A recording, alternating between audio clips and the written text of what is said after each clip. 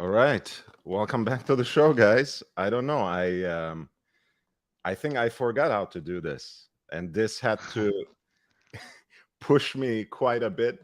But joking aside, it's been a great 2 weeks spent mostly with my friends out of West Palm Beach, Florida, the good folks at Wind Vintage, Eric Wind and Charlie Dunn, who were doing an entire West Coast tour, mostly Southern California, but they flew out to San Francisco in the middle somehow as well. And at the very end, we had these two beautiful events with Gégé Lecoutre, which were the reintroduction, the second curation out of their archives, the collectibles, and also a great conversation between Mathieu Sauret, which is the heritage director, and Eric Wind and Charlie Dunn as well. It was really, really great. I want to start with, again, a beautiful super chat there in the official currency of the Watches and Style channel. 6 shekels from These Urdis. They are the best teams, the main event, the master. Wow. This is of course our internal back and forth about the Champions League, because I called the Nautilus with its big ears something like the Champions League trophy, that it has that sort of appeal. It's iconic, it's desirable, but its aesthetics does not necessarily appeal to me. In the same way, I would love one day the Spurs to win the Champions League. We got close enough, but lost to Liverpool, as you guys know. But I think it's an ugly design. To me, it feels like a kitsch version of the classical Greek urn. I don't want to say the same about the Nautilus because I'll get too much hate. Basically, the Champions League, some of its appeal at least is from that anthem, right? Which brings together French, English, and German, and also the traditional coronation anthem with a more modern arrangement. So this is actually referring to that song, if I'm not mistaken, right? Of course, the champion. Sorry. It's okay. We'll work on your falsetto this through the course of this live stream. You're feeling good, this? Nice to see you, man. Dude, I'm feeling good. I'm feeling good, man. Yeah, I you're got looking good. Biggie. I got Biggie. I got Look at that. Motorhead. I got Kraftwerk. I got Look, you. What more do I need, man? look at that beautiful shirt. I like the color too, but of course, Yeah. do you know the story of that photo shoot at all? I don't know it. If you can, please tell me. So basically, they were just playing around, right? When he was crowned the King of New York in that photograph, actually, they were Baron Claiborne, who took the photo, I think sometime in the late 90s, just shopped around for some small props. And that crown Biggie is wearing on that portrait is actually a plastic piece of crap bought from some thrift shop for $3 or something. And I'm not saying this as a diss at all. Actually, it's quite the opposite.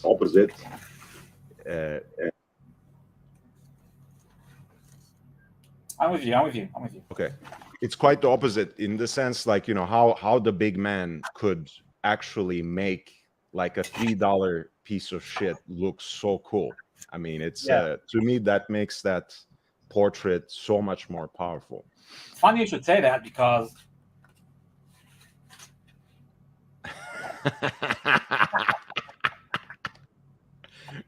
Amazing. Yeah, Burger King. Man, Can I keep it on during the stream? Hmm? Can I keep it on during the stream, or is it too silly? Of course. Look, Right. as long as it doesn't look like I am forcing you to do anything, I'm fine. You know, there are those kinds of rumors, as you know. But you are your own man, so you do whatever you want. It's my stream, but it's also your stream. You know, as one says in Spanish, mi casa es su casa. So it's Thank you. it's everyone's welcome in every way, but you are more welcome than others, you know. So, all right, we are slowly getting into this, but I actually wanted to show one more thing. Where did I put it? This just arrived. I always wanted to have this book, but apparently there's a new printing, so it was just the right time.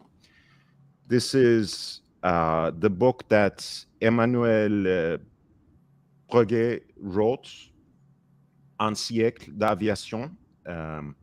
It is a study of Breguet's involvement in making actual aircraft, but I thought it was a great companion to my old school Type 20. That's great. Reference 3800. So we're going to look at this at some point, maybe as soon as the,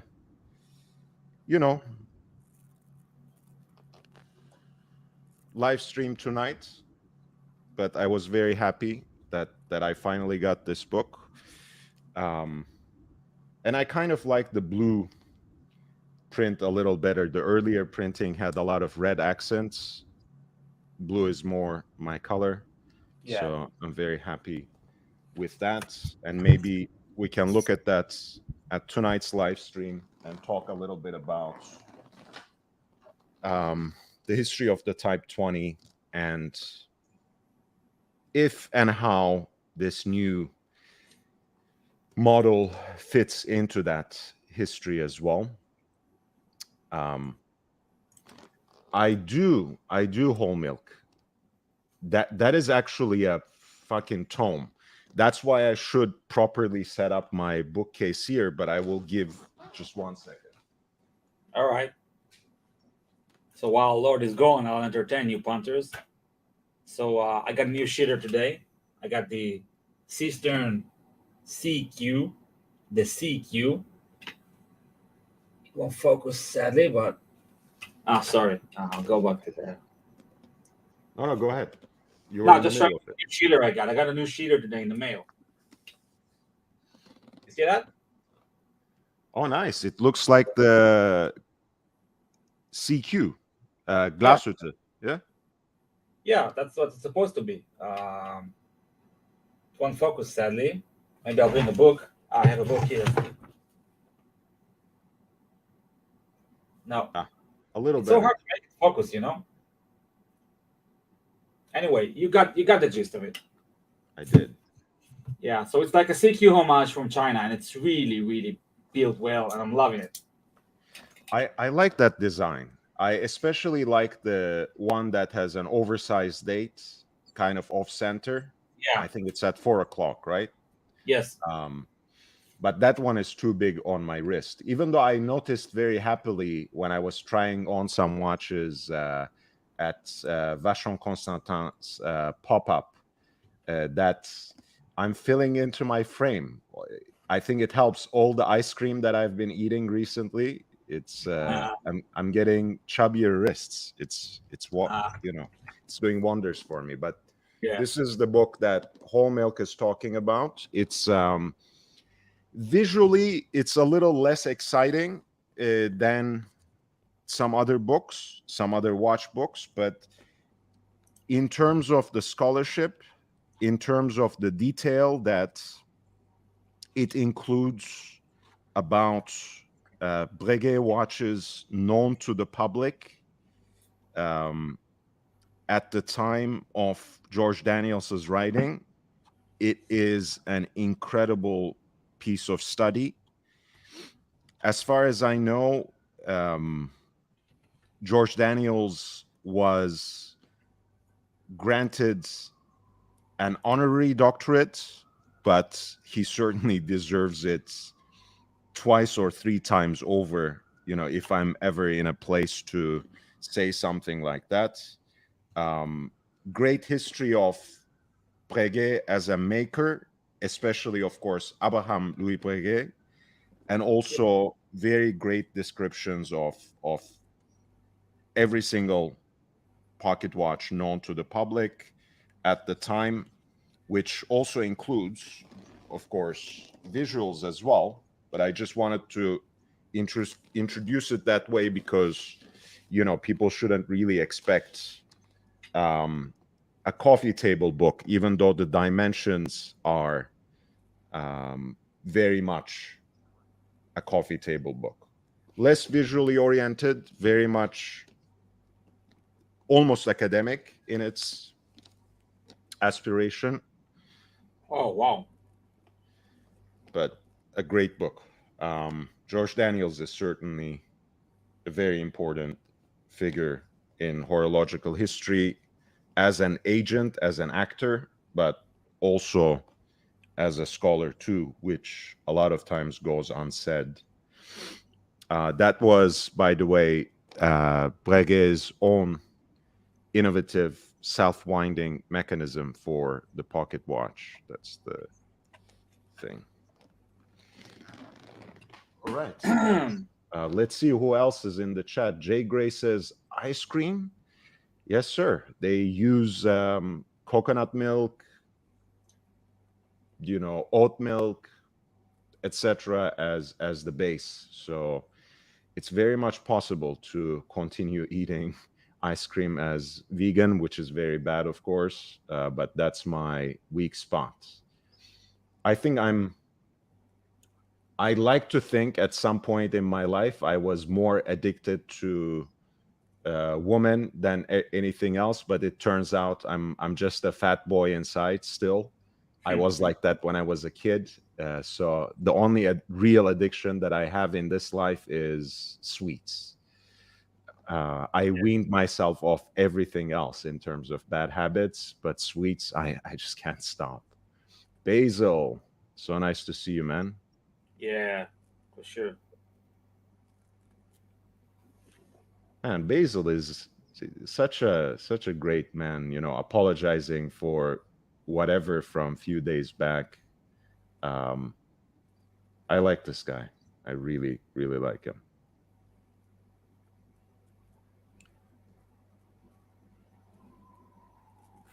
Ali Reza, hey man, I don't have audio and I'm hustling across MCO. What is MCO?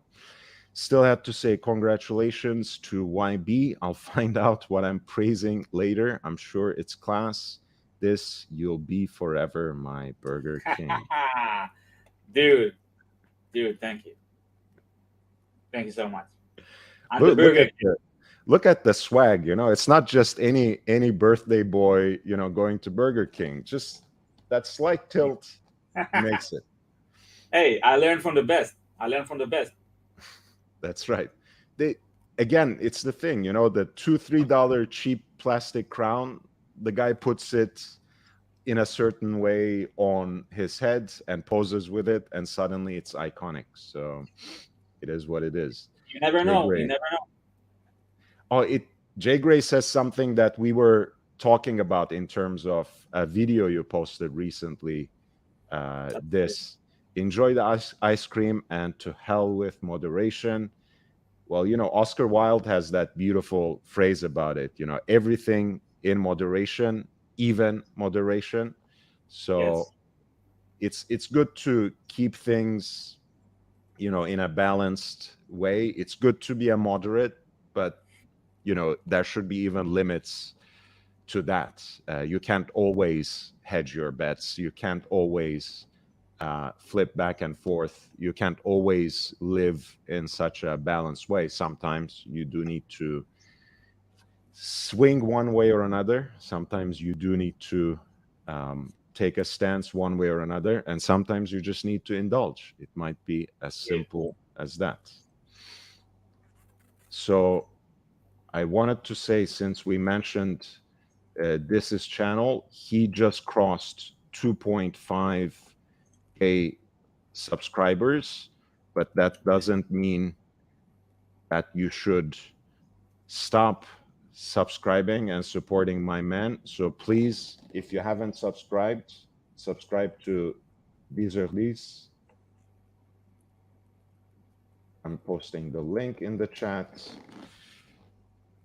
And there we go. So should we I'm gonna eliminate these subtitles soon because you're making me laugh too much. This what is this? I can change it. I can change it to my Instagram link like yours, you know. No. I'm just kidding. But I just noticed that right when I was getting serious, I said, okay, what's that? Should we start going on? Well, it's up to you, man. With the drum roll and everything. You're the captain. You're the captain. All right. So far, so good. It's just a white box. Any guesses? This? Omega. All right. This says Omega. What else? What else can it be? What can it be? What do I do? What do I do this? Can you give us like a very vague clue? Very vague clue. It's Swiss. Oh, now you narrowed it down, man. Yeah. Well, I mean, it could have been Seiko. You know me. It could have been Seiko, as Whole Milk guessed, but it's not Seiko. Hey, MLMJ and Whole Milk. Nice to see you again. Omega Pi Pan Constellation. That's a nice watch. That is a nice watch, but not the watch that is in this box. I can also go back to one of the clues that I gave earlier when I was talking about this watch with this, when it was still on the way. That was already a couple of weeks ago, but I didn't have time to present it to you guys.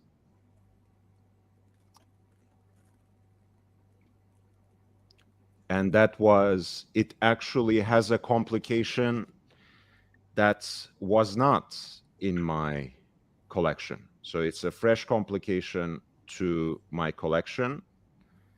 It's not Omega, so that eliminates the Pi Pan constellation as well. Even though, now that you mentioned that particular model, maybe we are actually getting warmer. Let me put it like that. That can serve as another clue.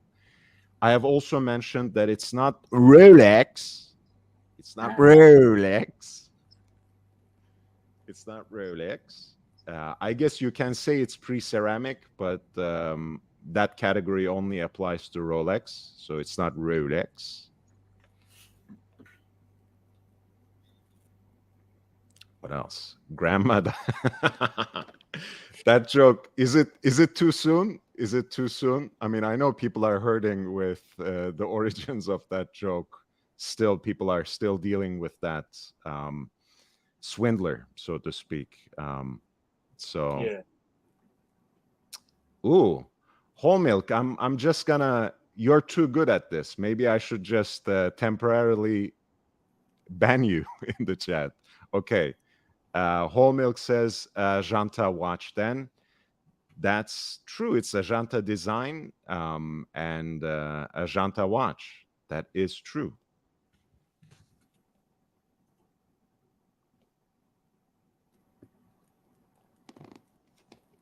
Yeah, Whole Milk deserves this, to see this. Oh, what am I saying? Oh, Gérald Genta.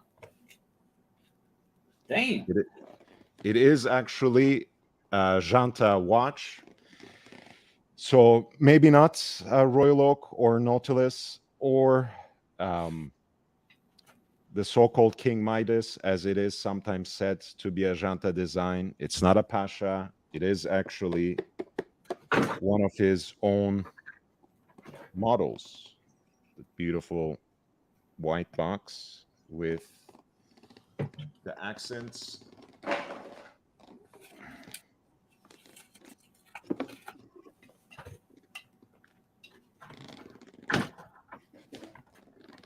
MLMJ, he was a grandma swindler for sure. Not my grandma. Man, this is the curse and the blessing of this channel.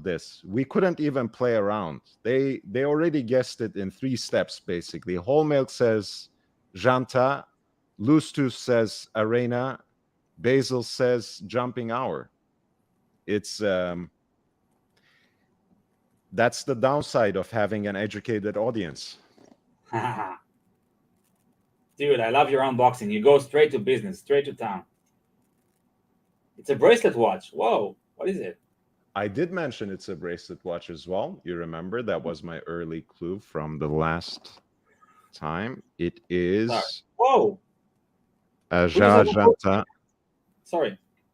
No, it is a Gérald Genta Jumping Hour with retrograde minutes on the bracelet, stainless steel, with the stainless steel bracelet.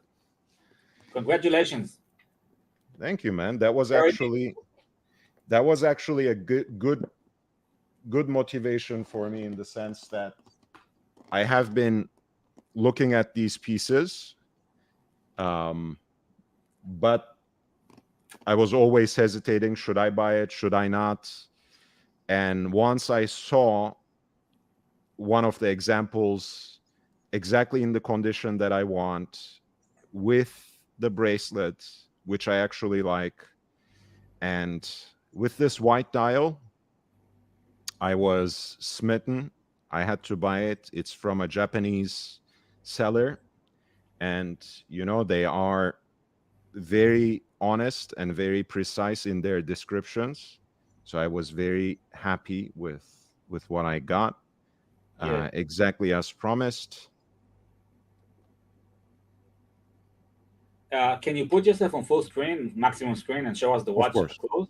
Of course, I'm gonna do that now. I wish that you were wear it in good health, and you'll make beautiful memories with it. Beautiful memories.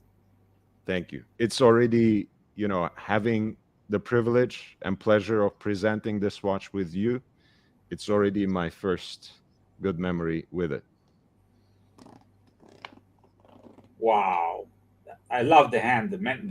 Well, there's only one hand actually, like two hands. But that's actually one of my favorite things, because on the white dial, those heat blued hands really look beautiful, and that shorthand for the retrograde minutes is also filled with lume, as is everything else in the watch. Basically, all the minutes markers that you can see in large print, and the hour itself is actually loomed. Yeah. Basil's has a Gérald Genta designed retro watch, so $9.99. He says, "Great addition. Welcome to the club. It's nice to be part of it." And Serdi, thank you. MLMJ, thank you. Whole Milk, thank you, and thank you for the great guests as well. Loose Tooth and Basil's, you have all guessed it right. And MLMJ says, "Now stick it on a NATO strap." You know what? I was actually thinking of it. I was gonna take it off and put it on like a nice light gray strap. I used to do that with my Polar Explorer 2, and that's a great look. The other thing I like about this, I don't think I will be able to show it from all those reflections, but the center of the dial has this detail, and is actually mother of pearl. So it really shines beautifully when the light hits it a certain way. I'm so happy for you, young Brando. I see that you're trying to contain yourself, but you really love this piece. I do. I do. Look, the thing is, again, I was thinking, yeah, you know, I really want a Royal Oak and whatever, but when push comes to shove,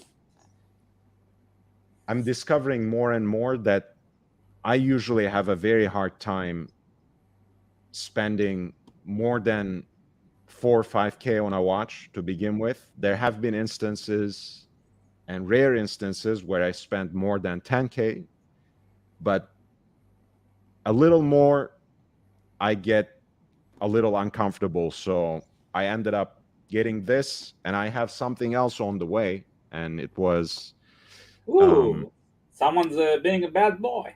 yeah. But what I'm saying is this actually, in combination with what I got, scratches so many itches all at once that I don't think I need something for a little while. What was I going to say? Oh, someone asked what year is the watch. It doesn't come with papers. My guess is, having compared, you know, that I'm I'm a scholar. So having compared the numbers with whatever else I could find online, I'm guessing it's right around 2000. Gérald Genta introduced this retro series in 1992, and the Retro Sport, which is this model, was introduced in 1996. But they made these watches even after the Bulgari ownership. And as you know, for the longest time, and even before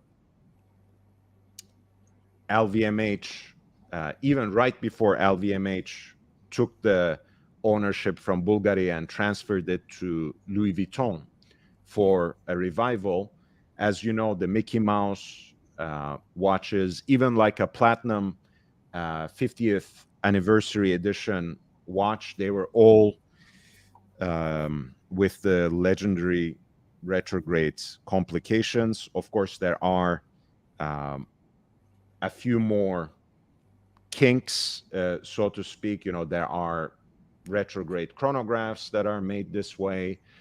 Retrograde date is added in a lot of the popular versions. This one has the retrograde minutes and the jumping hour, which are very precisely synchronized. I really like that. So at the top of the hour, this okay, let me just pick it off. It wears great on you. Like from our point of view, it wears great. From the viewer's point of view. Nice. Thank you. Wow. I like that. So at the top of the hour, this jumps to the next one, and the hand snaps right back to 0. So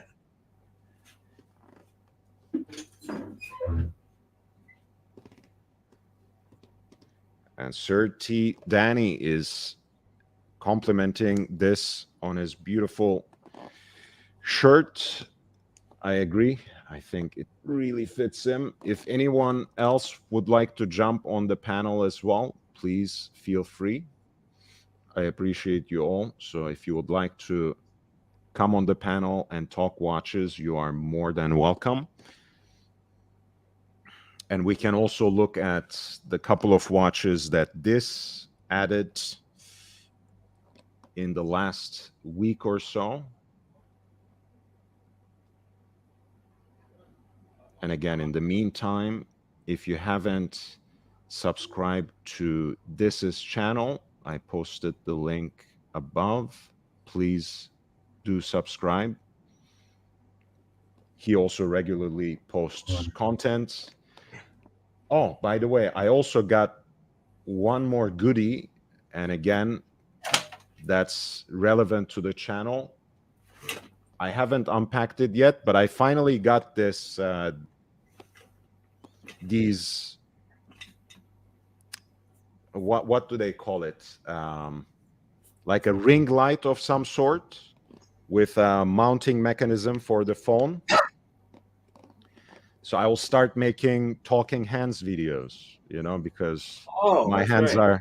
my hands are prettier than my face, so I can. Stop being so humble, man. You're a good-looking man. Thank you.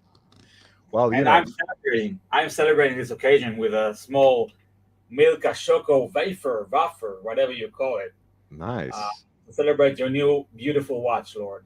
This is for you. Thank you. And it's also, it coordinates with your shirt as well, so well deserved. This.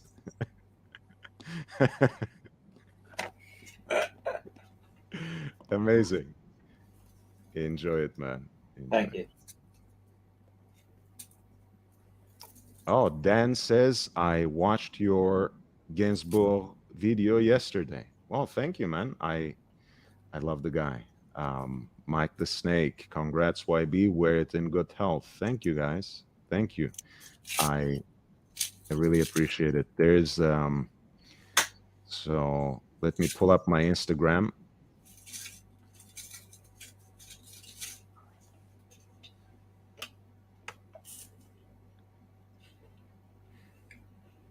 I can put the link to that video as well, because I was talking about how Serge Gainsbourg wore his Navi timer on this custom-made platinum bracelet. I think it was a decent video,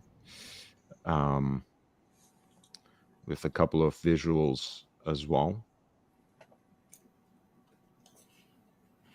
I dropped the link there. Actually, why don't we just pull up that video just for the visuals, not for the sound? But yeah, this is his Navi timer with that unique bangle style platinum bracelet with those large perforations. And actually at the 6 o'clock side, there is a module that serves for a second time. So these are all some of the legendary icons who were a Navi timer: Miles Davis, Jim Clark, Graham Hill.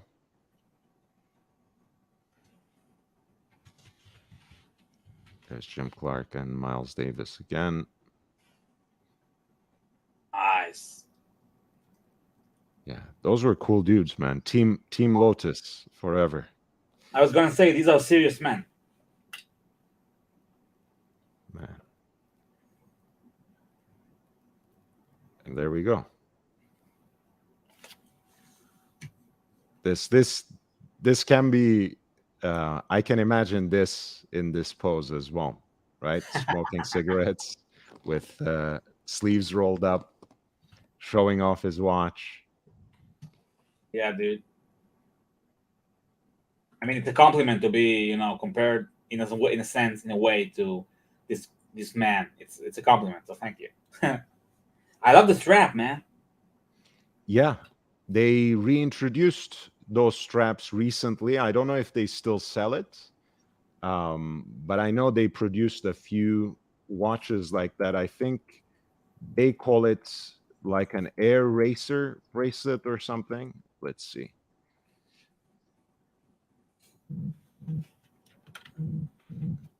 Yeah, let me pull it up, and if I can find it on their website.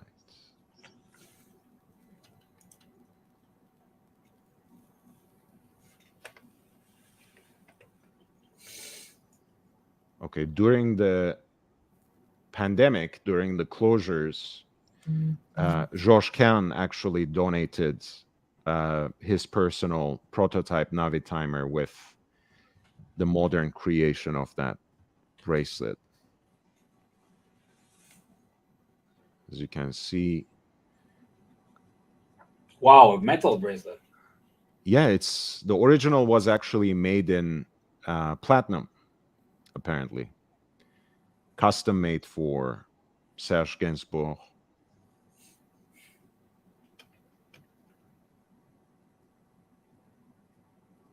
And again, I'm not sure if they still have it in stock, but a couple of years ago, I remember they reintroduced this as the Air Racer bracelet, and maybe they even sell it separately still. If you have a Navi timer, it could be an interesting option. But it's more bangle style, not, it doesn't really have articulating links, as you can see. So it's a different wear and might not be for everyone, but very stylish for sure.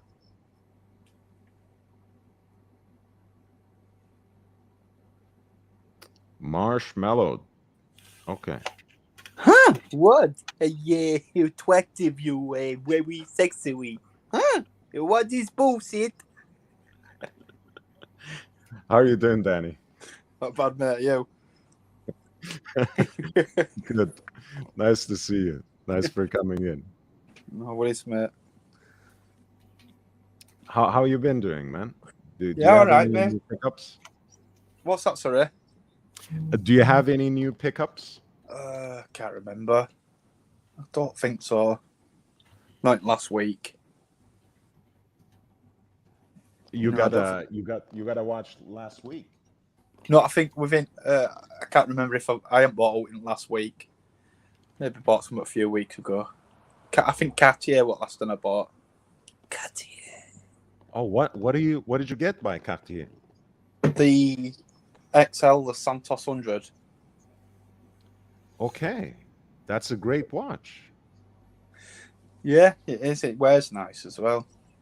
Did you post it on your Instagram or something? I'm not gonna put you on Yeah. spot to turn on the camera. Yeah. It's on my Instagram. I ain't got it on me at the minute, but it's on my Instagram. Okay, I'll pull that up. Pull it up. Huh? Wee. What is bullshit and yeah. Huh? Wow. That's the one, Cool. yeah. Nice. Got And sailcloth on it. the case is DLC coated or Yeah, another material? Okay. it's DLC, and then the bezel thing is titanium. Ooh, that's a sexy watch, man. I actually really like it. Man. Yeah. Lord, I just want to tell you that we might have a special guest coming. A very dear friend of mine is coming on the stream to be on the panel. Of So course. don't be alarmed. Don't be alarmed if you see someone that you don't know. Just write to me in private chat their name, and I will tell you if that's indeed him. Okay. Okay. Absolutely. Your friend is my friend, man. They're welcome. You already spoke to him once. You spoke to him once on my stream, if you remember. Yeah, I do remember. So this is Santos 100, literally was introduced for the centenary celebration of the Santos. As you guys know, 1904 is when it was designed by Louis Cartier for his personal friend, the Brazilian aviation pioneer, Alfredo Santos Dumont. I think the release of the public release of the model was 1911. But anyway, 1904 is the year of introduction for what was designed as the first men's wristwatch. And 100 XL is a modern recreation of that. How do you like the proportions, Danny? Yeah, well, I do like it because I once seen an XL before and it was frigging huge. But my pal had one for sale. Well, this one here. I says, I like them, but it's too big. He went, no, that's the Chrono one. That's even bigger. Mm-hmm. So I says, all right, then let's have a look at that. And he brought that one. This is like 39 mil, I think it is. So Okay. it looked a lot better for you. I like that. I love it. Because on the Chrono version, that's even bigger, in it. The XL's, even though it's an XL, it's even bigger. Very, very cool. Man, I like it. I have a lot of love for the Santos. It's not necessarily for me, but I like it as a design. And of course, it's undeniable in terms of its importance to.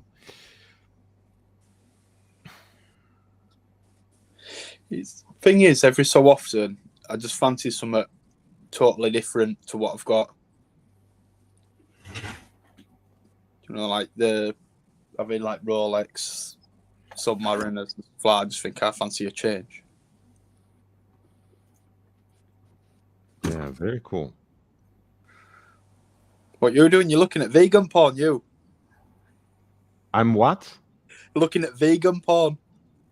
What do you mean? Because you like watching porn, but you're a vegan, so vegan porn.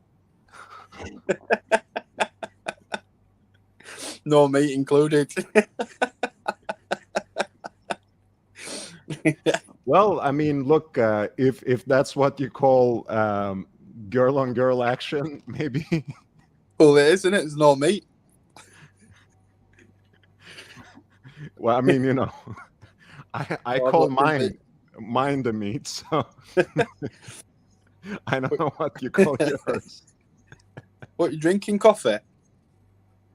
Yeah, I try, although it already got cold. So, because that's my problem, Danny, with the live streams. I talk so much that if I have a hot drink, I never get to drink it the way I want because it's cold. What have you made? Is it a latte or a coffee? I always take it all black. Special K, this is our special friend, right? Yes, it is. Hey, man. Okay. Hey, lovely to be with all you wonderful guys. I've heard you're talking about Serge Gainsbourg, so I came as quickly as I could. Please, come on down. What do you think of Gainsbourg?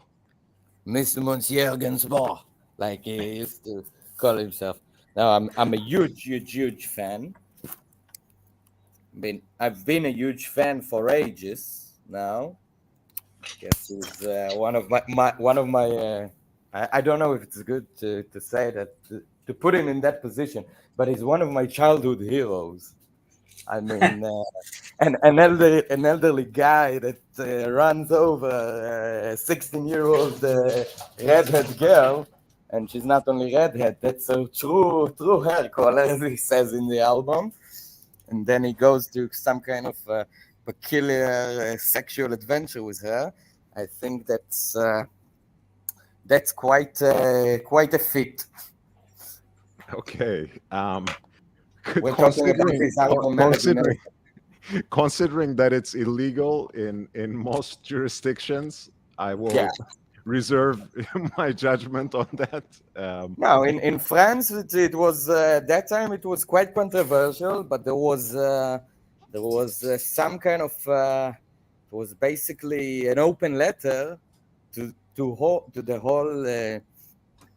government of France to dismiss completely the age of consent, and it was signed by the biggest and most important postmodern philosophers at that time, like just to name names, you know, like Deleuze and Guattari and all the big names, I guess. And they say that it was the unconstitutionnel amant to take of someone his freedom to consent. So it was that time in France. It was not such a taboo as it is nowadays, and as it should be. But it's it's Gainsbourg is the most, I think, the greatest agent provocateur of the 20th century. What he done in the Eurovision and everything. For sure, you remember the duet he did with his own daughter, which was Lemon excessively sensual. So yeah. I can certainly see why he was source of controversy and rightly so. But he was certainly a man of style. I cannot deny that, and he wore his Navi timer quite attractively as well. This is the GMT module that I was talking about, which Yeah, attaches Canadian. itself to. What do they call that bit? The mod. There's a name for it, isn't there? The module. I think it's the reference 80 UTC. UTC. module. That's what I was thinking of. Yeah. So has this guy done his sister? Is that what you were saying?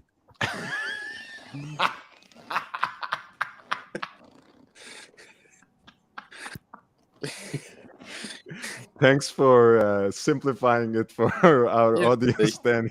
But something like that. Yeah, let's. That's why he's got his hand on his face, thinking, that might been be caught.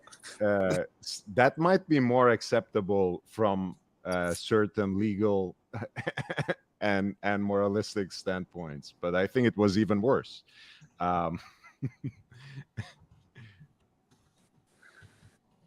course, he had this legendary affair also with Jane Birkin for the longest time as well.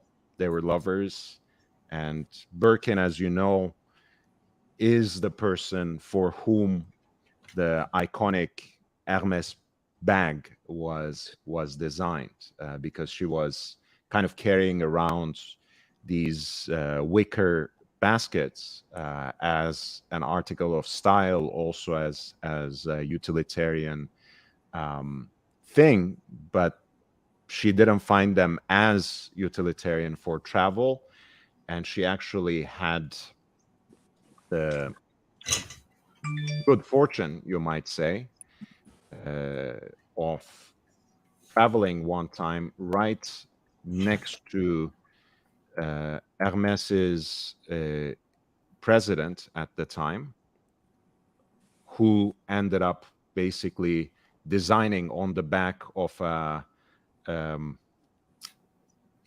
what do you call those old school paper bags they have for you to barf into in the planes? Oh, I know what you mean.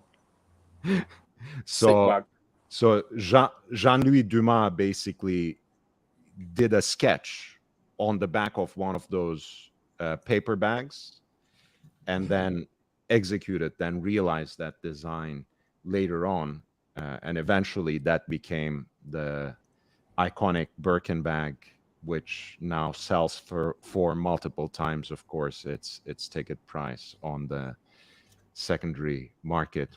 Very similar to the phenomenon that we have now in luxury watches as well. Is that why you can only get it in about 4 colours? Because he only had 4 crayons on plane when they give him it. Well, Danny, you have special case back. Sorry, man. I hope I didn't make you wait for too long. He's going again. We will add him. I don't know, man. You are more experienced on that, Danny. Unfortunately, or fortunately, I'm perfectly childless, so I don't know much about the world of crayons. I reckon he were being tight on plane. Instead of paying for a full meal, he bought a kid's meal, and in his kid's meal, he got a free pack of crayons with his dinner. So he used them crayons to colour Birkin bags in, and he only had 4 colours of crayons, and that's why.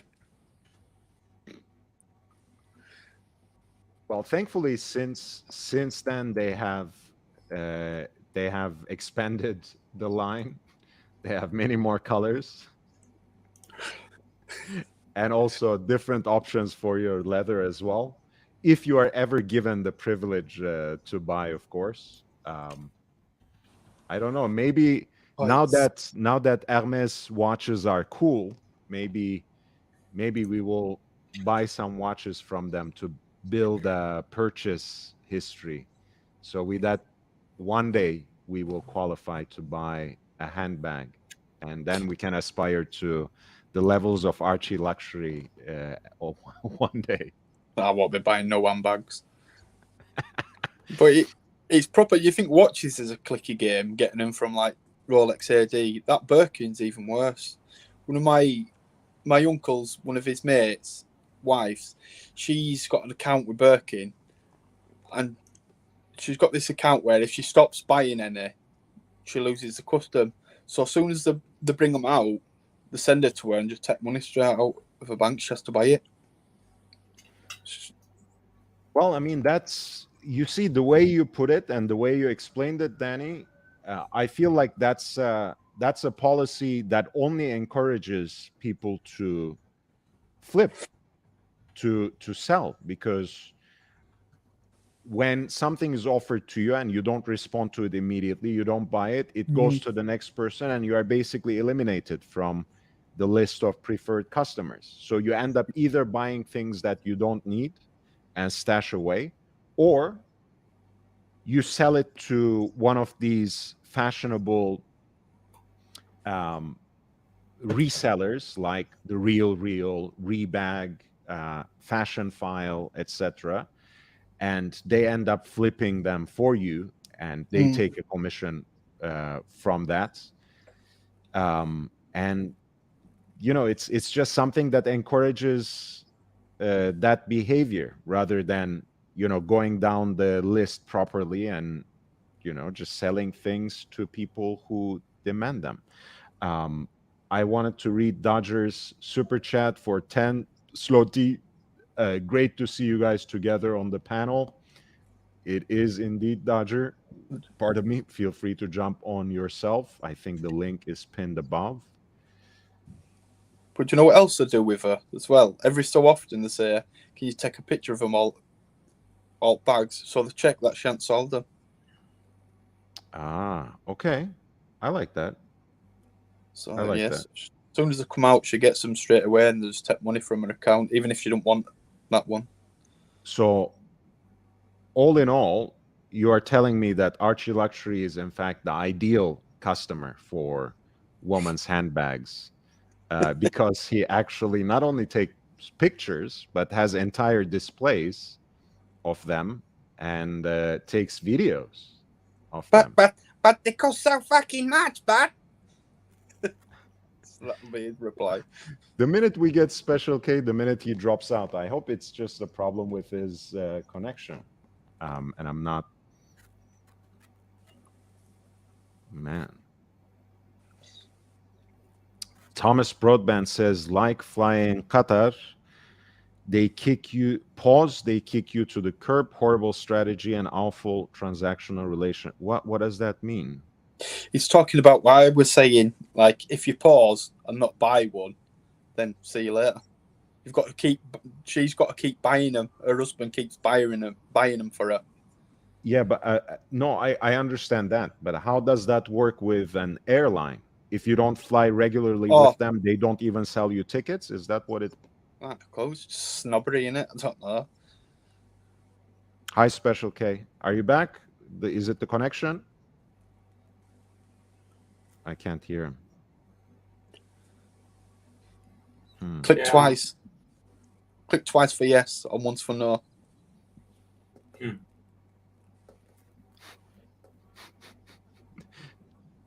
Can you...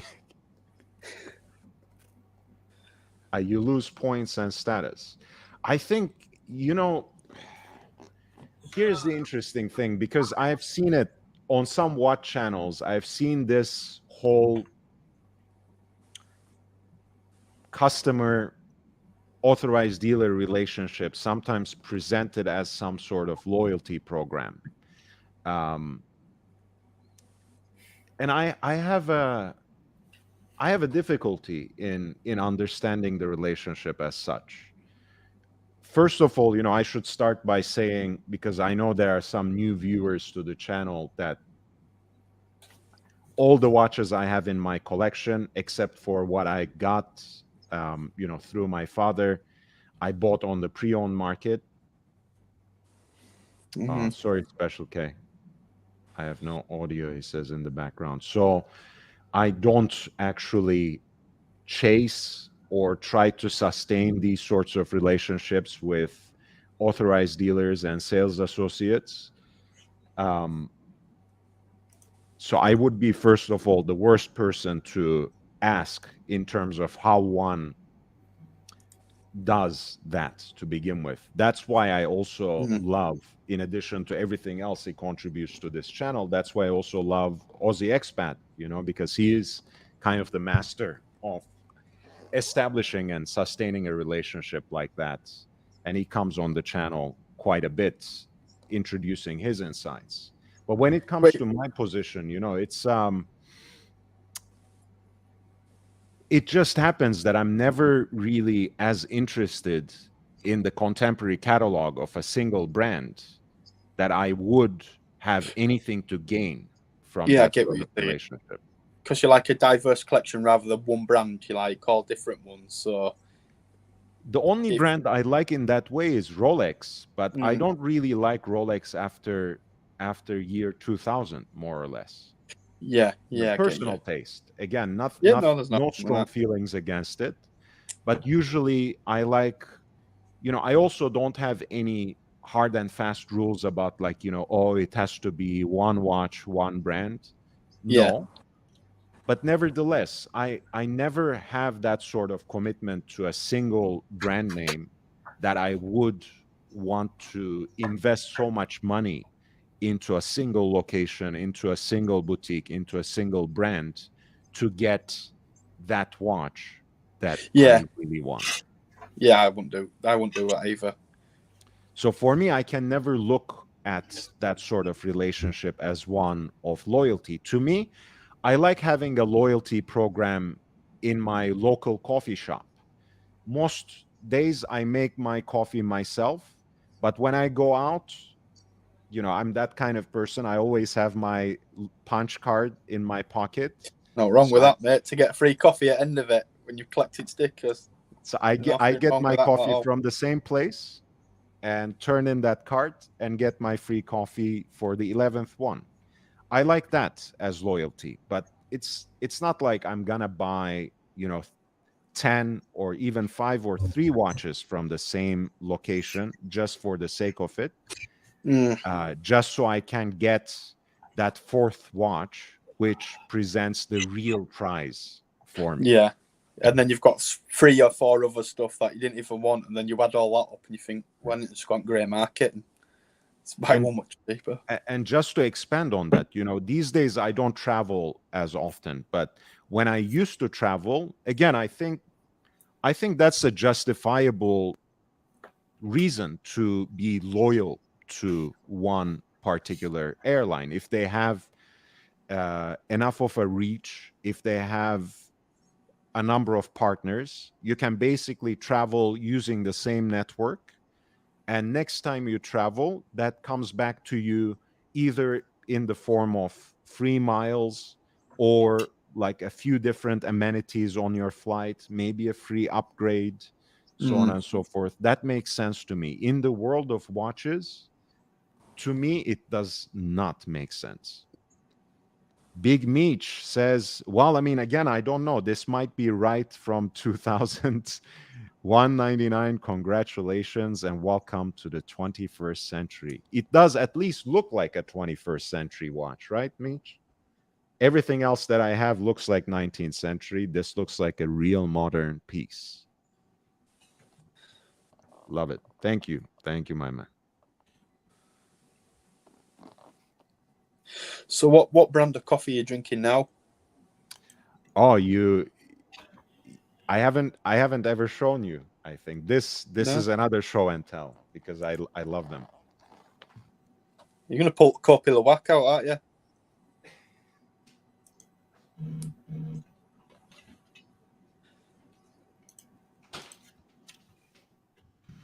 I am the operator and the pocket calculator. I was saying if you're listening. Cafe Bustelo.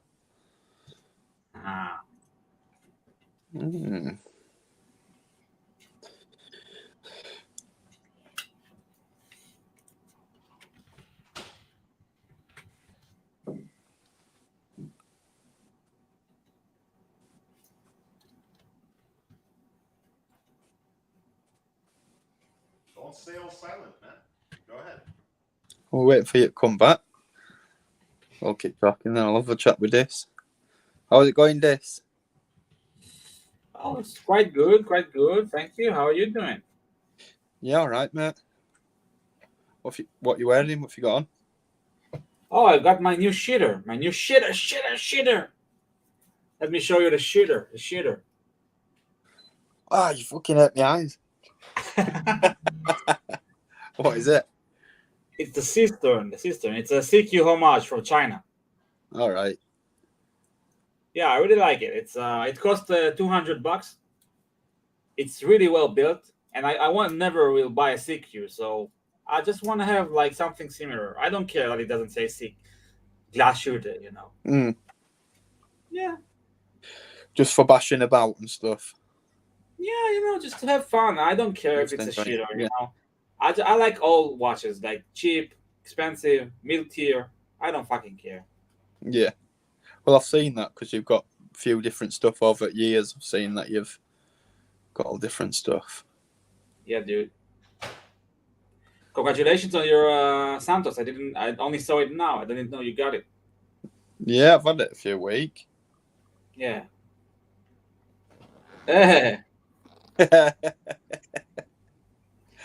Did you get that with your loyalty points? Yeah. Yeah, I'm back. Hopefully, it finally will Yes, you are. work as well. Yes, you are. Welcome So, back. congratulations on the Santos. I heard somebody was getting a Santos. So, congratulations. I'll I've had do. it. I've had it a few weeks, like. But thank you. Danny just got it. Let's see. Sir T. Danny. That's his watch.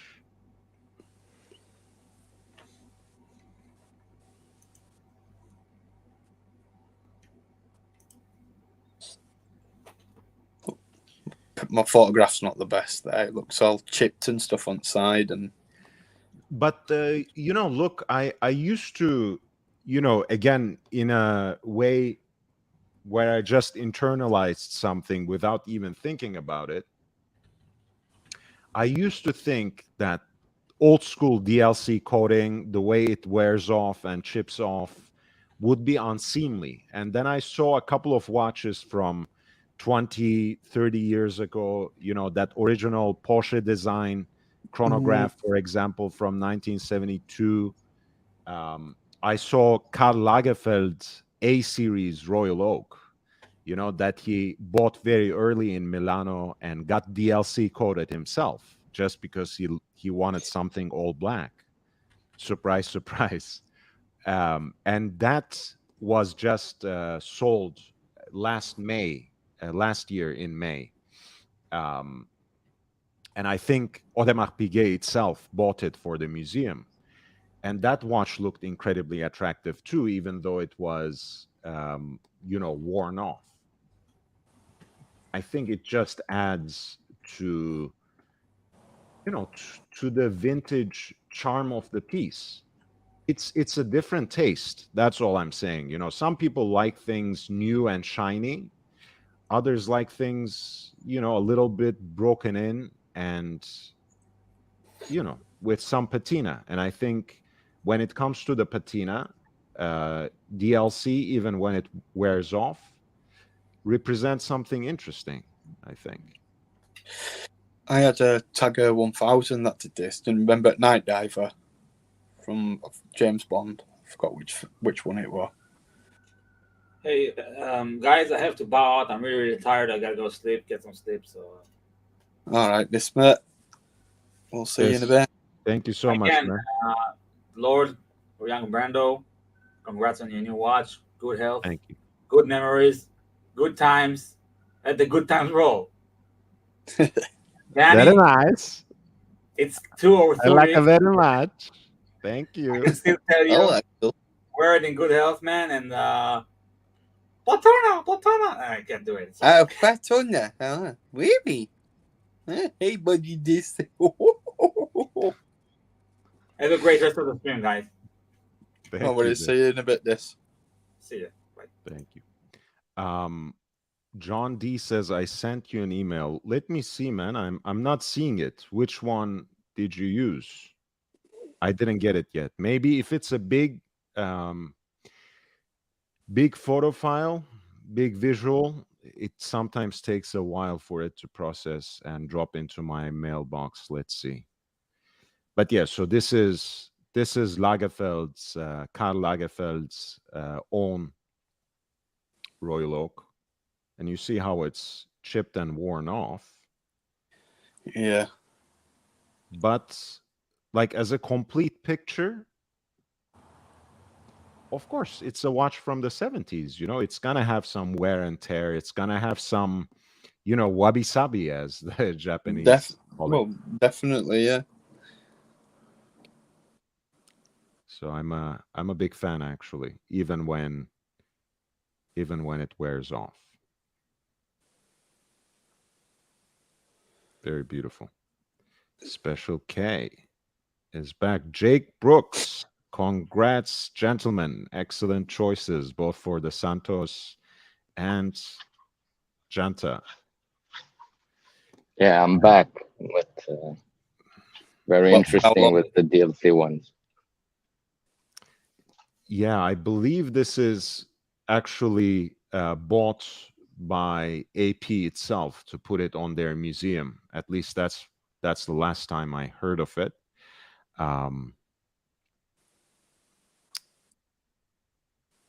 Hopefully next year I will end up going to Switzerland so I can take a tour of the museum, which I have never seen after they reconstructed it.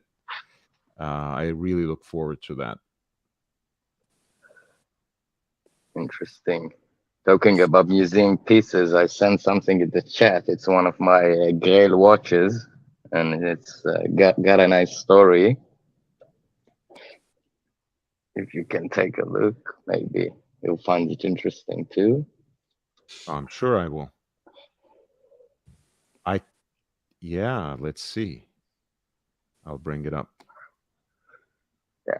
Tell us about it, Special K, while I bring it up. So this watch is from a seminal film made in 1926 called Metropolis by Fritz Lang, who later became, he escaped being a Jew in Germany in the new kind of expressionistic film genre. He ran away to the States, and he was also a distinguished director in the States, but this was one of the first and foremost science fiction films ever made. And the tale, for those unfamiliar, it's about like this kind of New York kind of metropolis, a big city, ruled by oligarch that rules everything, named Joa Frederson. And he wore this watch, and there's a close-up of this Movado, this kind of small timepiece, and I've looked everywhere for it with no luck, sadly, but it's an amazing timepiece. You know, it's like if the ruler of the biggest city of the time wore it, then I think it means something nowadays as well. You know, there are a lot of things that I really like about this. The classic tank shape, of course. Yeah. The applied Breguet style numerals. How small the small seconds actually is at 6 o'clock. I think it's a great piece of design. Yeah, it's amazing. There are many watches that looks kind of familiar that have nice stories. Loads, especially in the US, loads of 50s, 40s, 30s Hamiltons. Well, usually 14 karat gold to 10 karat gold, and you can find them on eBay with, dedicated to somebody who worked in the Texas Electric Company or something of that sort. Amazing watches and amazing movement, but they are gentle. Having owned a few, they are very gentle. one interesting movado that I saw very recently as well that I discovered because remember, for the first time in 1996, Gégé Lecoutre put a chronograph into the rectangular case. Yeah. And more recently, in the last Watches and Wonders, they reintroduced it as the tribute chronograph, which was so popular. Finally, Gégé Lecoutre has a watch in their catalog with long wait lists. They jacked up the price, by a few $1,000s before it even became available. But it turns out that it was Movado actually that put a chronograph mechanism for the first time into the reverso case in this one-of-a-kind prototype venture Interesting. from Super interesting. 1939, and it is now in the Movado Museum in New Jersey, apparently. One of a kind, because even by Movado's at the time very innovative standards, it was just too expensive to produce serially, Yeah. and has this small seconds subdial at 12 o'clock. And then on the flip side, it has this oversized seconds counter for the chronograph and a 30-minute totalizer at the top. Sounds like a treat. 24 by 44, so actually quite nice and wearable proportions too. Yeah. And it is actually a single button mono pusher chronograph because this is the start, stop, and reset, whereas the one above simply blocks all the functions. So you have to use that slider to open the chronograph first, to kind of remove the lock, and then you use all the chronograph functions with the lower slider. That's cool. Indeed, that's cool. No, I'm actually quite saddened by the whole thing that there is a certain, let's say, a certain of kind of coming back to this, gents watch that are small, precious metals, and they are subtle enough to not say that you have a ton of money, but if somebody knows what you're wearing, you understand that you not only have loads of money, but you have a great taste. And compared to the more modern style cases. Yeah, look, for some special K, for some, even wearing big watches is not enough.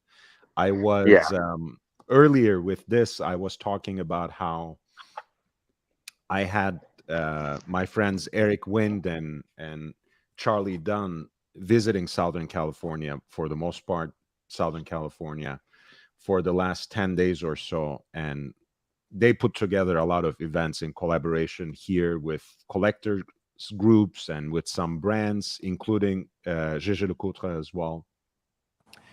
And, there's always, in those kind of meetings, there's always that one guy for whom wearing one expensive luxury watch is not enough, right? Because it's their excuses, it's a collector's meeting. So they come with not one, but two, on each wrist. That is fucking tacky as fuck. Yeah. So, Wow. for that kind of collector, I think it must be a nightmare to have to wear a single watch in discrete proportions that, you know, that might actually hide conveniently under a cuff or something. Yeah. You know, that's a nightmare for them. They have to show it. It has to be out there all the time. But you know, occasion is, I think, always the most important thing. If you are going on a night out in town, you know, people are rightly concerned about security, for example. You Yeah. know, the most primitive way of securing the watch is to keep it out of eyesight. Yeah. I mean, it sounds, Indeed. you know, very intuitive, but it's very simple. It's just like that. If you have a watch that's relatively discreet, that actually slides under your, you know, under the cuff of your shirt, that protects you from most prying eyes, that protects you from most spotters. So if this guy who wears 4 watches, yeah, he goes out on a night out, he gets pissed up, and he falls straight down a pebble dash wall, he just ruined his collection, hasn't he? It's just stupidity. Stupid as fuck. Yeah, it sounds like you're taking a huge gamble, a big risk, walking around with stuff. Yeah. Wearing 2's bad enough, but 2 on each wrist. What is that all about? no, in his defense, it was 2 in total, 1 on each wrist. But I'm not sure. I'm sure I will see him again, and maybe he will wear 3 or 4. And I'm sure actually he was, because I saw the same guy in another event, and he actually pulled. He was wearing only 1 and pulled from his pocket roll where he had at least 1 more, which he then put on. So I'm sure when he was wearing 2, maybe he had another 2 that he could pull from out of his socks or something to He put. looked like a lucky man, money. When you go abroad, you see him try to sell them. Full of watches. All right. So finally, I did receive the email from John D, and I also took the time, so I don't expose him in any way, to download the pictures. This is his Breitling Montbrilliant limited edition. Very cool dial there.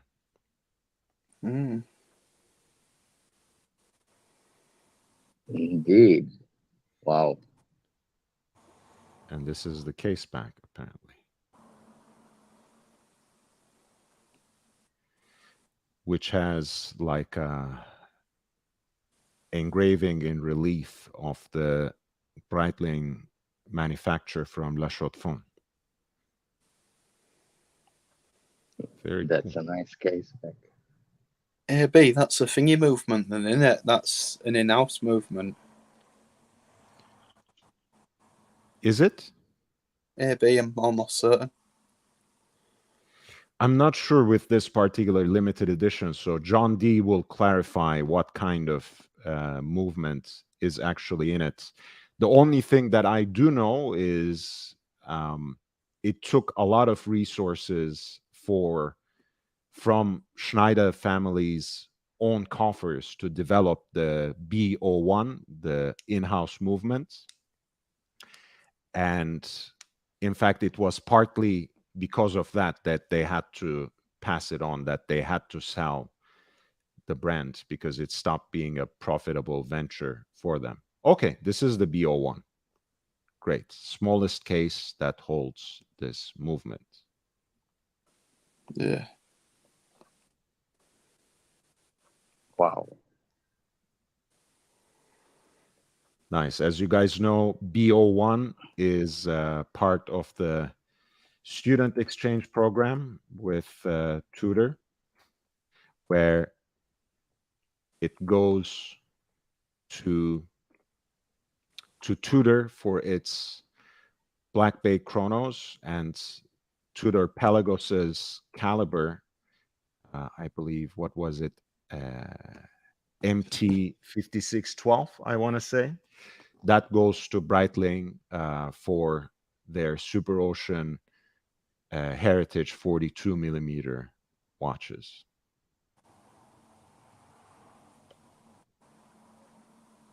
Nice. Amazing timepiece. Yeah, I like it. I do like that.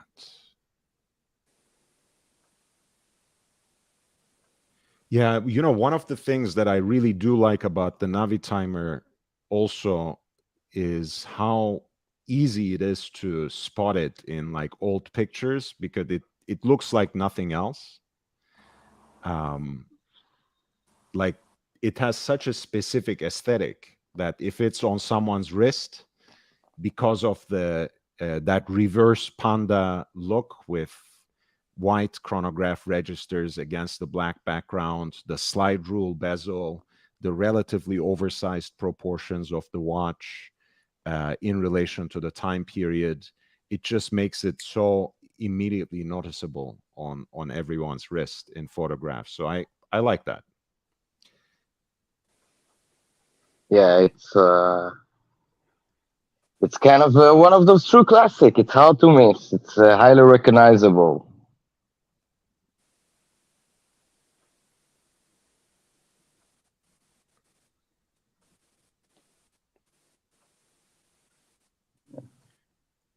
Man, look I at was just looking at it. I wasn't talking because I was just looking at it, daydreaming. Yeah. The reason I did remove it was like, I was gonna say, look at Danny's face, like, you looked so fixated on it. Yeah, we're just looking at it all and appreciating it for what it is.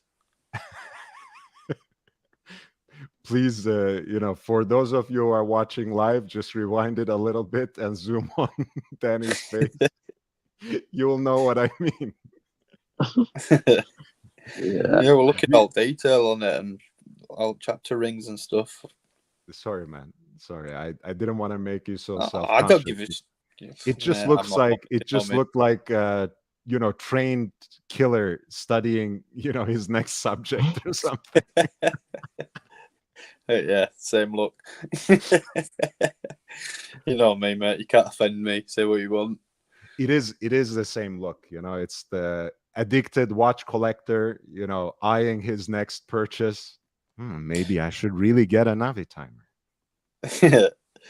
Yeah, we're just looking at all like detail in it and all rings and stuff on it. I'm not doing it. I'm not pulling that face again.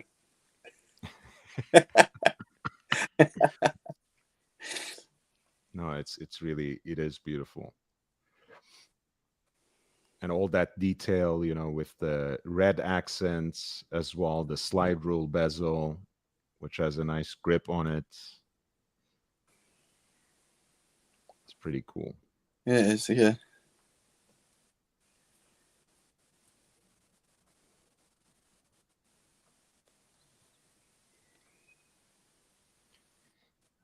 I was also lucky enough that to attend these two events by Gérald Genta.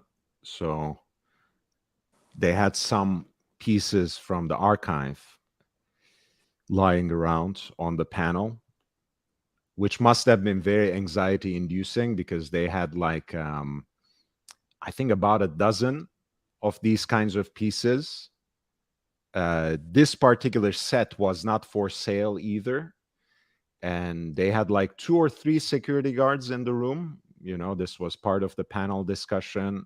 This is Mathieu Sauret, who is the heritage director, Eric Wind, the famous expert on vintage watches and dealer out of West Palm Beach, Florida, and Charlie Dunn, who is the director of content and research at Wind Vintage. So they had that wonderful panel discussion, and then these watches, which you could try on, but I really felt for the security detail in this event, because they were just completely freaked out, by people like us getting our grubby hands on these museum pieces.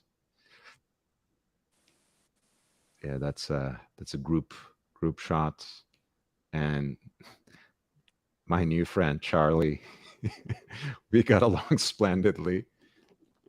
But yes, this is the Futurematic with the porthole design for the power reserve indicator at 9 o'clock and the small seconds at 3. That's cool. This was is that left-handed? Is that Say it left-handed? again? Is that left-handed? Because No, that's what I was gonna say. So in the 50s, it came out in 1951 officially. JLC marketed this as the first truly self-winding watch. So it eliminates the winding crown, which gives it this pure and balanced design. On the back of the watch, there is actually a setting crown that is recessed onto the case back. So you can pull I know that what you out. mean. Some clocks are like that, aren't there? They've got like a little winder on clock flat to it. Yeah, well, this crown doesn't even have a winding function. You can use it for setting, and it is precise. So it actually has the hacking seconds or stop seconds mechanism. So when you pull it out, the seconds stop, and then you can set the time, and then you put it back on and it starts moving again. But you can't use the crown as a winder. The mechanism is not designed for that at all, because a lot of the automatic watches, you can actually still give the crown a few winds to keep things going. In this case, in this case, that's completely eliminated. So it gives that nice balanced design to the case, but also allows them to use a larger balance wheel, enhancing the precision. That makes sense. And also making the mechanism a little more sensitive, so by the slightest movements, the balance wheel is kind of set in motion. Of course, it's a futuristic watch, but it's not necessarily a modern watch. So it does have a very small power reserve compared to our contemporary standard. I think it's about 30 hours. That's what indicates the power reserve, and that's the small seconds.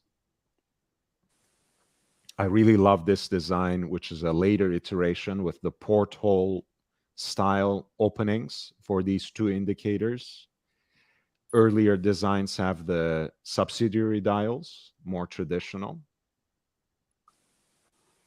And this is the 37 millimeter case. So it's kind of the jumbo version. Beautiful watch. It is. Yes, indeed. Very beautiful. That reminds me, which brand were it? Blank Point, that they had that like a dot like that inside it, and it measured humidity to know like if water had got into it. That's Blancpain, the 50 fathoms. Yeah, but it's I think that was also adopted at the time with the Bulova milships as well, which is an American brand. And of course, since Blancpain was trying to seek down this military contract from US, they also marketed it as Tornek Rayville, which was kind of invented by the American distributor. So you can find it under those designations, but yeah, generally it's the Blancpain 50 fathoms. That power reserve reminded me of it. That's what made me remember on there. Yeah, it's look, I mean, the thing that I like about this watch is it's kind of blending what was advanced horological technology at the time with also inventive design, you know, using that sort of indicator for the power reserve for what is an automatic watch was something unseen at the time. You know, it's you use power reserve indicators for hand wound watches usually, which makes more practical sense. This is a little more you know, romantic and design oriented more than anything, but also lives up to the idea that, you know, this is something that you don't have to wind, but you can still observe how much power you have left through its own self-winding mechanism right on there on the dial. So the power reserve on this, where it's showing, is it when you take it off, it shows you how much you've got left in it, or is it when you've on it sort of runs out? Yeah, when it's completely red, it runs out. When it's And all is all that well white. wearing it? Is Say that it well again? wearing it? Does that work well wearing it, like the power reserve, or is it just when you take it off? No, it does work. Yeah, it does work. The thing is with the museum pieces, they don't let you play around too much. So I couldn't shake it around and you know, see how it fills up and get the seconds moving either. But ideally, when it's more fully charged, this is more white than red. And this one, the arrow you see within that window, that travels around because that's the seconds indicator. Yeah, but what I'm saying is this, because you can't wind it. Does it go like red while you're wearing it, or is it a power reserve for when you take it off? What you know, because of the balance wheel. I'm probably not explaining myself the best way. You know, it's got a like it's red here, right? When it gets to full red, it's run out. Yes. Yeah, but does it do that while you're wearing it, or is it only when you take it Of off course. it goes No, red?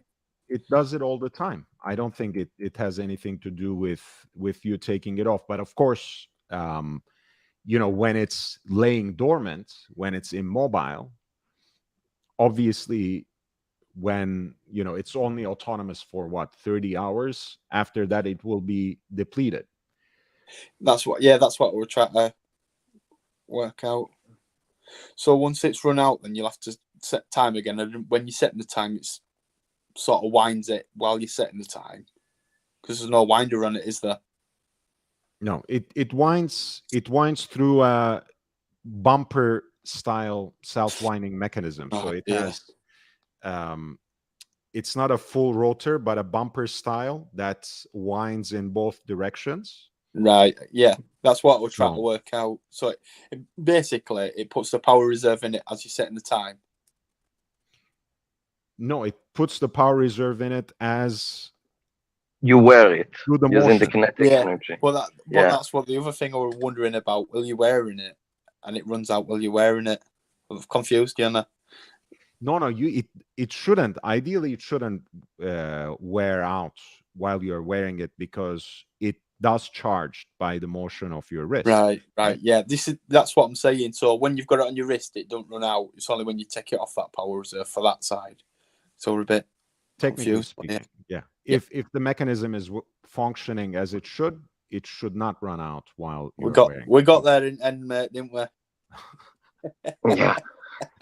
It should work unless you fall asleep for, I guess, 38 hours after a night of partying, and then it will be red, I guess. I don't know, man. When I move in my sleep as well, so Yeah, it depends. If you're from I guess those who sleep with the watch or those who set it aside. But I usually, if I set it aside, I put it in a winder because, yeah. I was just wondering, because with the age of the watch, technology were different then, wasn't it? Even though this is a futuristic, forward-thinking watch, back then the movement would have been a bit different. So that you've answered my question anyway.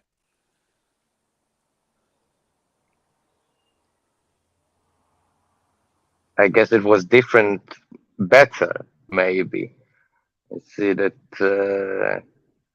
Guess that the artisanal workmanship in that day was looking out to make something greater than they are today.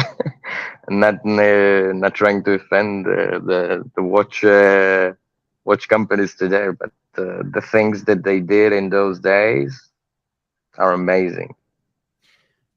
I think, actually JLC is a great example of that, because Yeah, on the one hand, they had to, of course, with the quartz crisis, they had to learn their lesson in a way and become less adventurous for a while.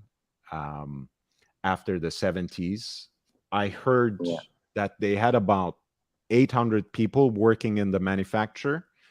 So during the worst times of the quartz crisis, some of those people were put to work to make pens and even dentures, I heard, from the JLC manufacturer. wow, But then again, in the early 2000s, when Ulysse Nardin was releasing the different versions of the Freak, JLC was making these ultra complicated reversos, the gyro tourbillon, and yeah, all these different horological oddities. They were once again kind of recapturing the spirit. And this is kind of a pendulum swing when you look at the industry at large. I mean, with the economic crisis, with the Great Recession yeah, in 2008, the pendulum swung once again to heritage, which yeah. JLC again represents in a very nice way with their collection of tributes, reversos especially. Yeah, there was a video, I guess it came a few days ago about by some kind of a watch blogger. Somebody sent it to me. Is JLC a one watch company, or is it? Of course, point, pointing towards the reversal, but yeah, what's the name? What Brit something? Brit? There was a Brit. Yeah. I know who you're Yeah, talking about. yeah. You Um, know what we're talking about. Yeah. um, the so I don't think there's a problem with that, in the sense that um, most brands that have a lot of interesting watches, have contributed a lot to horology, don't have Yeah, that distinctive model that puts them on the map. yeah, So it's not such a curse for JLC to be known by the Reverso. It's not such a curse for Audemars Piguet to be recognized by the Royal Oak. It yeah, becomes a problem when they can't, substantiate the rest of the catalog with interesting pieces, and they can't represent themselves to the customer with a variety of options. I think JLC is trying its best to give a bigger picture of their catalog to the end customer. And that's why they have invested so much to this collectibles project, which yeah, actually includes reversos, but actually has 16 other models that they kind of shine a light on, like this triple calendar with moon phase, That's lovely. wow. the That's okay. Quartermaster, which is a 24-hour dial,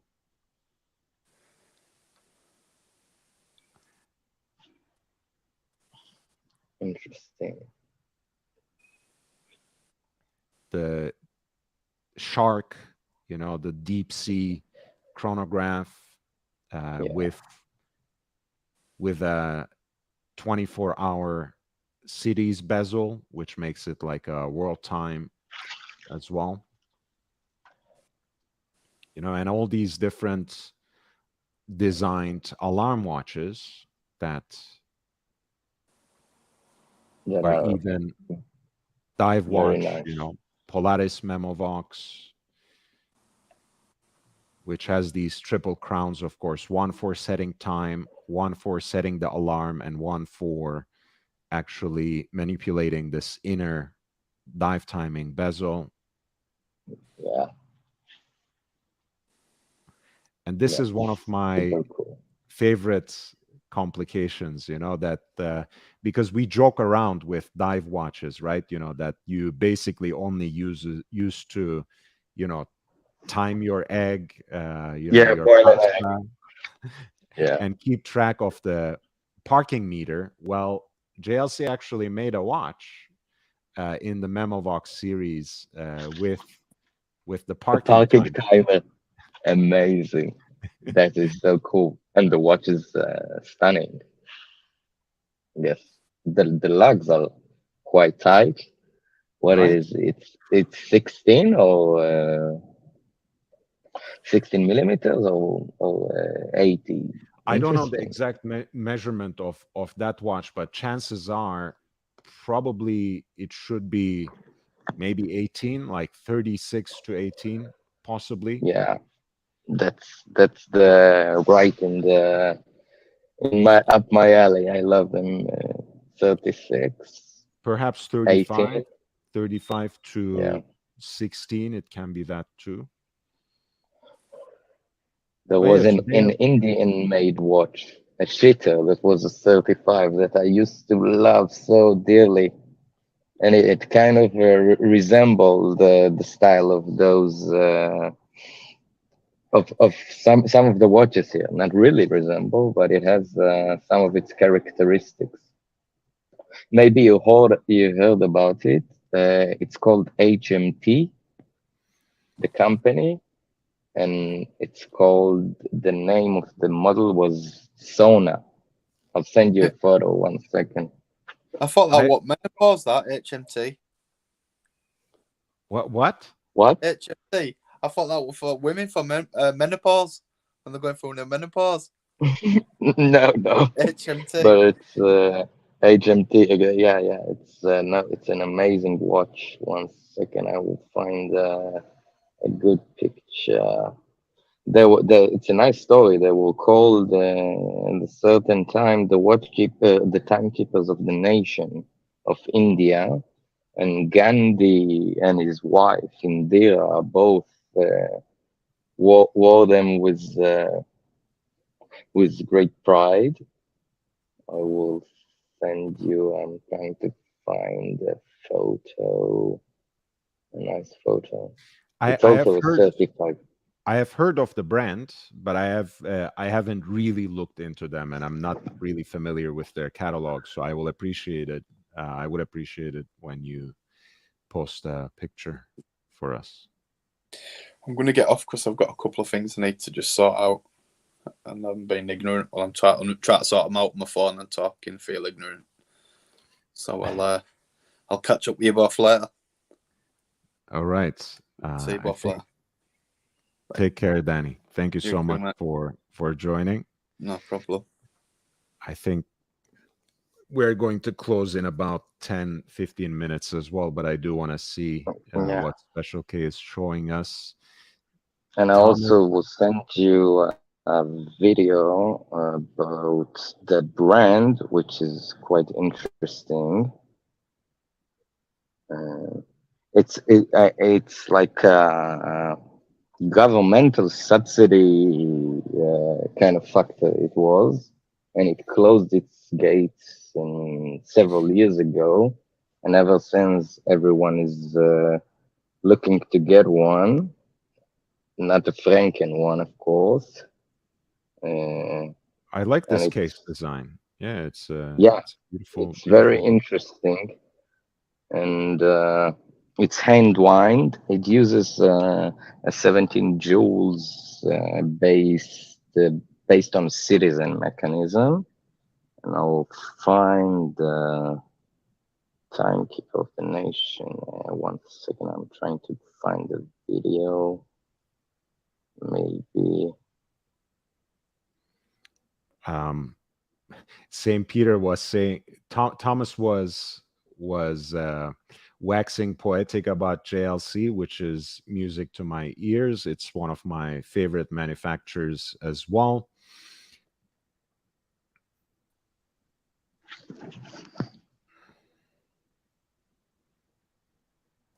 St. Peter was saying I would be unboxing Gwyneth Paltrow because I stole that visual from Seven, where Brad Pitt's character is crying out, "What's in the box?" Look, I mean, yeah. If and when I have a significant other, I'm sure the channel viewers would be the first to know. But I don't think I would present it as an unboxing. I'm not that misogynistic. Yet, I'm not that misogynistic yet. No, I'm joking, of course. No, it goes well with the whole Serge Gainsbourg theme, like the analogies stuff to ladies, the cars, inflatable dolls. Prince talked about the female genitals as a little red Corvette. So I think that an unboxing is maybe 30 years ago would be appropriate, but nowadays a little bit less, I guess. Yeah, I like this. So this is like a 5-minute documentary on HMT. yeah, it's interesting. It's like completely kind of a government facility for making the timekeepers of the nation, as it was called back then. There still can be, you can still find them, but they are franking. I mean, the dial is repainted, and the movement is kind of hard-handedly assembled, but they can still be had for like the £10 or $15 as kind of as a toy, or a nice watch to practice your watchmaking skills, your watchmaker skills if you want.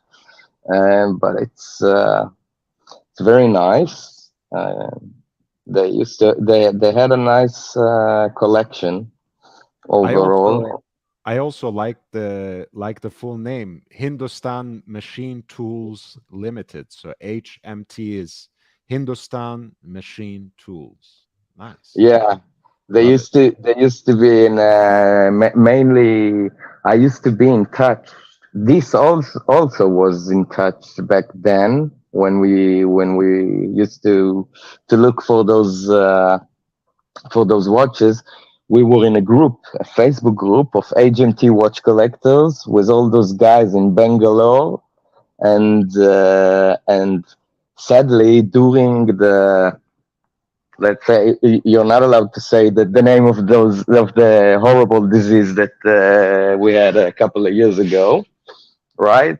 So it flags the live video if you say CVID, COVID. Coco 19. Yeah, Coco 19. So sadly, the biggest and prominent figure of the HMT watch collectors died from it. It was very sad.